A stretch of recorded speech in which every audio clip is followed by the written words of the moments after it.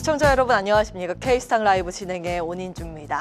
네, 오늘 제 의상이 벚꽃 의상이네요. 시장에도 벚꽃이 흐드러지게 피고 있는 그런 양상입니다. 한번 보시죠. 오늘은 오마이 현인 워런 버핏이 했던 이야기로 시작을 할까 합니다.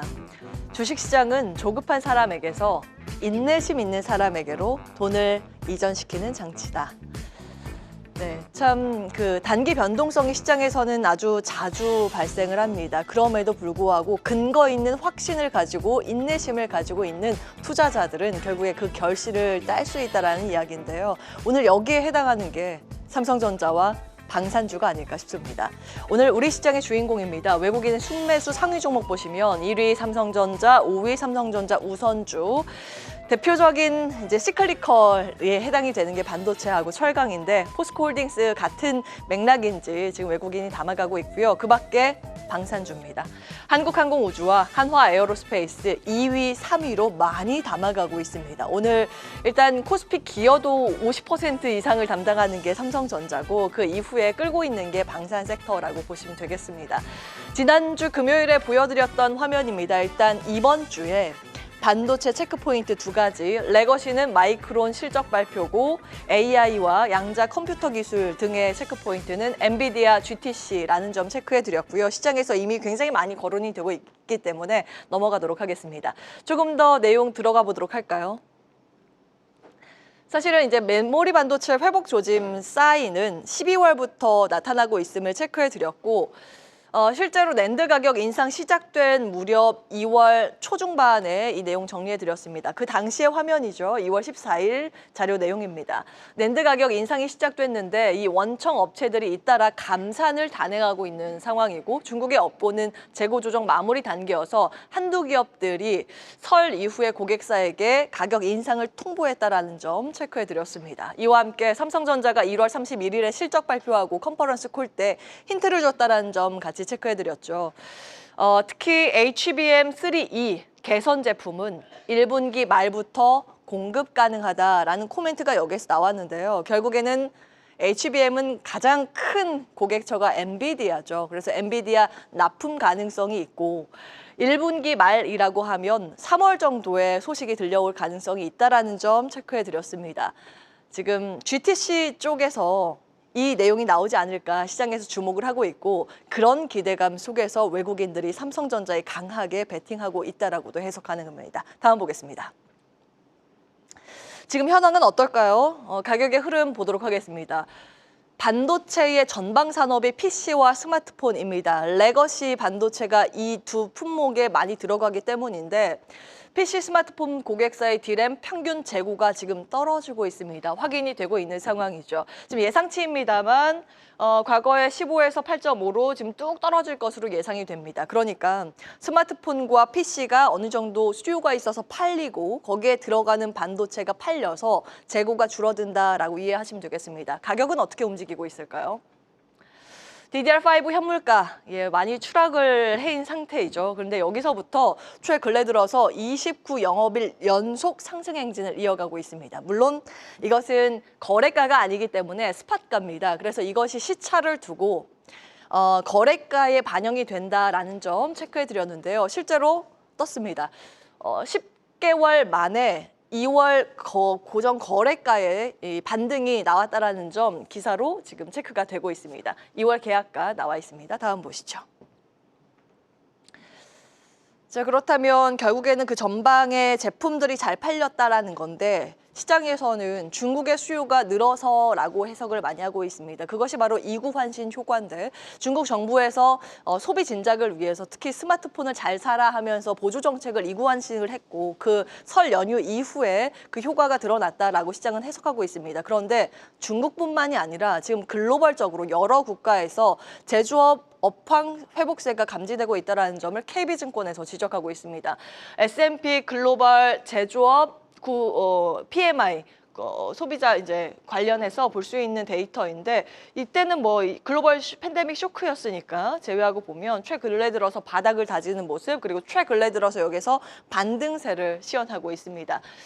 자, 이 제조업 사이클 반등 시작하고 있는 그런 현상, 이것을 어떻게 해석할 수 있을까? 전 그 많은 국가에서 이런 사인이 나타나고 있는데 결국에는 작년 하반기부터 시작한 글로벌 금리 인하 공조의 영향이라고 그 근거를 제시하고 있습니다.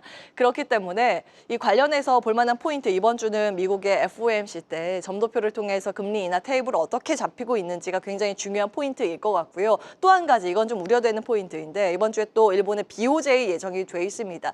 BOJ에서 기습적으로 금리 인상을 할 경우 시장을 흔들 가능성이 있기 때문에 금리 인하 포인트와 이 상반된 금리 인상 테이블도 같이 체크해 보실 필요는 있겠습니다.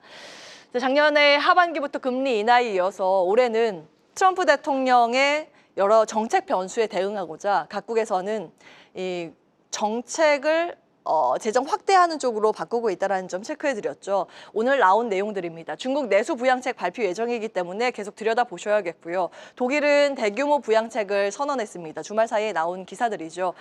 유럽연합 EU는 회원국 재정적자 제한 완화 계획을 발표하고 있는 상황입니다. 같은 방향입니다. 그렇기 때문에 이와 관련해서 볼만한 시클리컬, 반도체가 또 시클리컬에 포함이 되니까요. 그러한 반등은 이제 시작 단계일까요? 잠시 후에 출연자들과 이 고민해보도록 하겠습니다. 다음 보실까요? 이 힌트도 과거에 좀 체크해드렸죠. 그 당시에는 기사가 없어서 그냥 제 나름대로 정리를 했었던 건데 3월 10일 브리핑 내용 그대로 화면 가지고 왔습니다.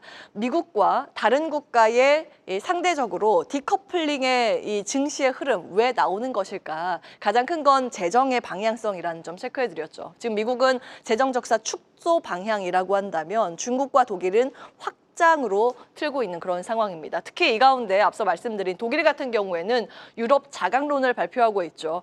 부채 브레이크 개혁을 이미 발표를 했습니다. 이게 이제 의원들의 합의가 나왔던 거고 주말 사이에 추가된 내용이 여기에서 기인을 합니다. 부채 브레이크라고 하면 국방 예산 지금 한도가 맞춰져 있는데 그거 이제 한도 없이 투자를 하겠다 이런 내용입니다. 다음 보겠습니다. 인프라 투자까지 발표가 나와서 정리를 해드립니다. 자, 독일 인프라 국방 지출 확대하기로 이제 정당에서 합의를 한 것이고 이제 의회의 통과만 남겨두고 있는 상황입니다. 12년 동안 인프라에 5천억 유로 규모의 투자 내용이고요. 도로, 교통, 교육, 신재생 등등 전방위적인 인프라에 투자하기로 가닥을 잡고 있습니다. 그리고 부채 브레이크 개혁 부분이 바로 이겁니다. GDP 대비했을 때 과거에는 0.35%까지만 투자를 하도록 맞춰져 있었는데 국방비 그 한도를 제한 해제를 하고 더 많이 키우겠다 이런 내용입니다. 만약에 이 지출이 확대가 된다면 독일의 경제 성장률 자체가 훨씬 더 점프업을 할 거라고 독일 연구소에서 발표하고 있습니다. 이게 지출 확대 시가 파란 부분인데 킬 세계경제연구소는 1.5%, 독일경제연구소는 2.1%까지 플러스 잡고 있는 상황입니다. 자, 확장적 재정 정책 안에서 우리는 투자의 연결고리, 첫 번째는 국방이라는 점 과거에 체크해 드렸으니까 국방에 대해서 또 같이 보도록 하고요. 그리고 또 하나의 연결고리, 그러면 이와 연결해서 우리가 볼 수 있는 경기 민감, 제조업 관련 분야는 무엇인가에 대한 고민도 추후에 필요해 보입니다. 다음 보겠습니다. 2월 10일에 보여드렸던 레포트 내용이 혹시 방산이 준비가 돼 있을까요? 누락이 됐을까요? 예, 저희가 오늘은 그 당시에는 저희가 국방 예산과 관련해서 레포트를 같이 좀 체크해 드렸었는데 레포트 비하인드였었죠. 거기에서 현대로템과 한국항공우주 탑픽으로 제시한 연구원을 모시고 이야기를 했고 투자 포인트를 잡아봤습니다. 지금은 굉장히 빠르게 올라와서 주가 고점을 만들고 있는데 이것이 고점인 것인가 아니면 아직도 기회가 남아있는가 잠시 후에 출연자들과 점검해 보도록 하고요. 오늘의 레포트 비하인드는 이겁니다. 에너지 3법이 우리 시장에 어떤 영향을 주게 될 것인지 그 안에서 탑픽, 투자 포인트는 무엇인지까지 이 레포트를 작성한 남인식 연구원 모시고 이야기 나눠보도록 하겠습니다. 자, 이렇게 오장 온 브리핑 함께 체크해 보셨고요. 계속해서 다양한 경제 이슈를 알고 싶다면 구독과 좋아요, 알림 설정 부탁드립니다. AI 캐스터 권미정이었습니다.